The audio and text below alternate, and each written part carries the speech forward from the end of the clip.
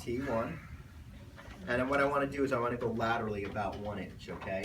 Remember, rule of threes is that the transverse process is in line with the spinous process of T1, okay?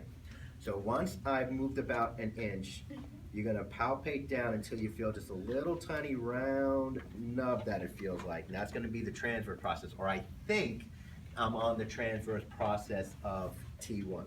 The other thing I can do is, it's a little higher in the upper ribs, but you can follow the rib angle as it comes down and in as well. So here's his rib angle, and we're going to talk about rib angles in a few moments. And as the rib is diving inward towards the spine, I will hit the lateral edge of the transverse process, right? So this is like triangulating my position, kind of seeing what else is around the area I think I'm on. So I'm pretty confident that I am on a transverse process, right? Could be T1, I hope it's T1 because that's the one I want to be on. But if I do a PA force now, the first thing I should feel is that the spinous process deviates underneath my thumb. And as I'm doing that, I do feel like his spinous process just under my thumb is doing just a little bit of this. So I'm feeling pretty confident right now that what I'm on right here is the transverse process of T1, okay? I could go down to T2 and follow the same procedure. I can go laterally a little bit,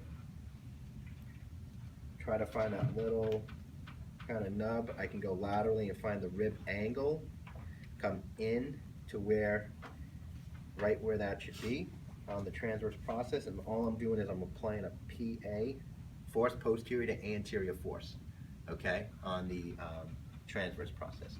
And what I'm feeling for over my opposite thumb is that the spinous process again is moving, okay? If you're gonna do this sitting up, and go ahead, Gary, just sit up with your that way's good.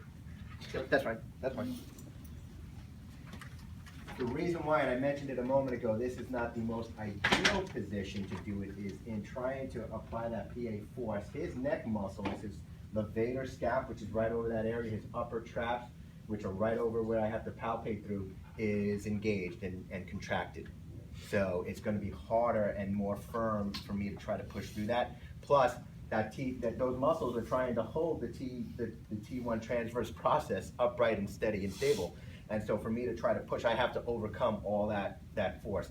Is it doable? It is. I mean, you might be able to kind of sense a little bit, but you're not going to feel the spinous process move nearly as easily if you do it kind of in the prone position.